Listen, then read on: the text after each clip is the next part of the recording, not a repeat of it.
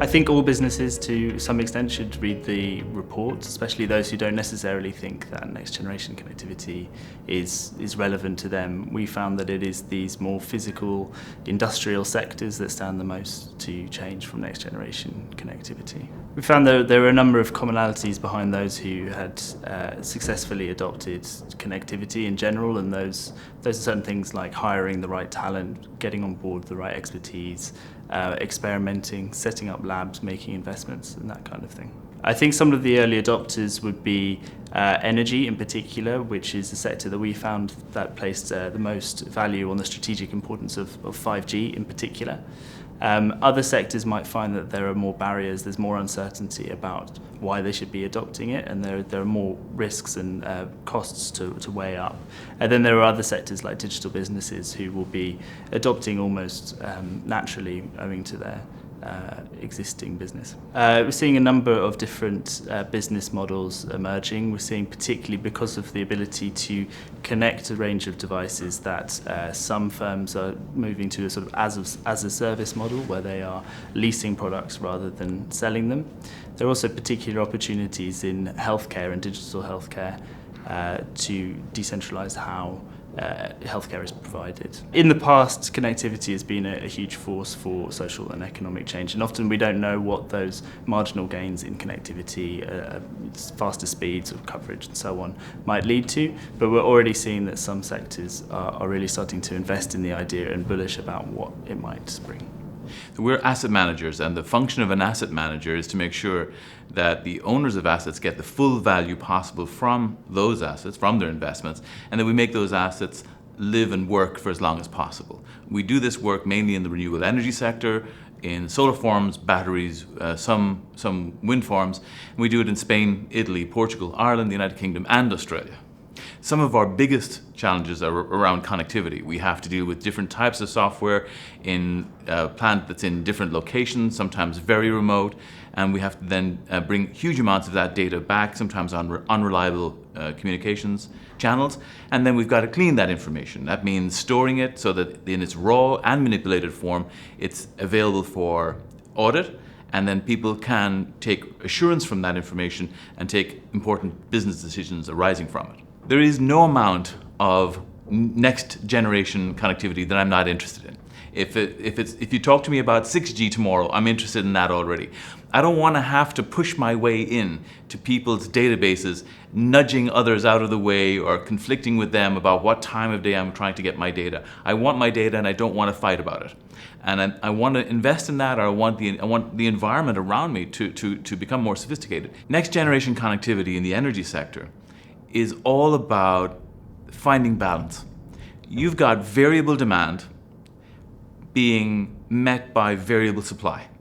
And in all of that, you've got different producers, generators, different figures all operating at the same time, trying to make sense of a market that every day has to balance. You cannot have an energy market that's out of balance. So what you want in all of the different behaviors that are happening is that if we all communicate in real time, at the right level of detail, we can cope with each other. Let's make it easier to cope with each other, and we can all behave whatever way we like. I mean, Ericsson builds connectivity out for the world's networks, and in the IoT team, we make sure that things are connected, and that's a new angle to connectivity. Connecting things is going to bring huge demands on the network, but in fact, the networks are adapting quite fast. We've adding 5G capability soon. This will add sort of faster response times, much higher capacities, but we're also adding capacity at the low end with low power coverage, which would be good for when you need batteries or things in places where no one's going to go for 10 years, right? So the capability is being stretched. Yeah, well, we see that digital transformation is really a hot topic in the boards and the C-levels of industries all over the world right now, because they're looking at how can they evolve their product beyond what it is today. Today, products are manufactured. They tend to be sort of physical things, but inside it's software driven, and increasingly it's the software which adds value to the product. Now, companies want to be able to add new functionality more frequently to the product. It means your product needs to be connected over the air for over-the-air updates, right? And the second thing you might want to do is then, instead of sell a product, you might want to lease it on a monthly basis, provide it as a service, and that offers a whole new way of engaging. When we talk to companies, we see quickly that they first want to connect their products, but that's to pull up the transactional data that the product generates. And this is huge amounts of data, what the report calls the data deluge. But it's not the data alone. Yes, it can be used for analytics and insight. It can be used to improve the product. The real value comes from data when you share it with other companies, share it with your customers to enable innovation. So really it's all about what data can we share. And then we need to balance the need for innovation, which needs the sharing, with the what data do we need to protect for our company confidentiality, and balance that with what do we need to protect of our customers' privacy. So that discussion needs to be had with all the players, and it's a very important topic right now. Wired School runs Wired Certification, which is a digital connectivity rating system for the commercial real estate industry. So what that means is we rate individual buildings on how well connected they are to the internet. We were founded about 5 years ago in New York, and we've since opened offices in London, Berlin, and Paris. I think one of the interesting things that we're seeing is that while in the past the internet was important to businesses, in the future it's going to be the fundamental lifeblood of modern day business. While it might not be something that people think about every day, when it goes wrong and when it gets frustrating, it can be enormously annoying for businesses.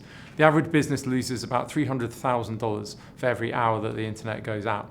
So landlords need to really make sure that they understand how well connected their office buildings are, so they can attract the kind of occupiers that they want now and in the future. The property sector is having to respond quite quickly to the changing business models that occupiers are demanding and the digital connectivity requirements that have been caused by that. If you think about your average building, it's a really big fixed asset. Where, however, if you look at the way that the modern economy is changing, tenants demand more and more flexibility. Modern businesses are changing all the time. They don't know what they are going to need in the future. So one part of a real estate company's response to that can be great digital connectivity, because that gives you the kind of flexibility that a big building otherwise doesn't have. Well, the data deluge, in my opinion, is both an opportunity and a threat, at least if you don't get it right. I mean, with all the data that flows from connected devices, the first question you will ask is this personal data? And since that's a very broad concept of personal data, the question is whether the privacy regulation kick in, and if they do, you have loads of compliance obligations which you need to observe. So this can certainly be a pain, this can certainly restrict you in the way how you can use data, etc. So therefore, you really have to be careful to be compliant with the laws. On the other hand, of course, it's a huge opportunity.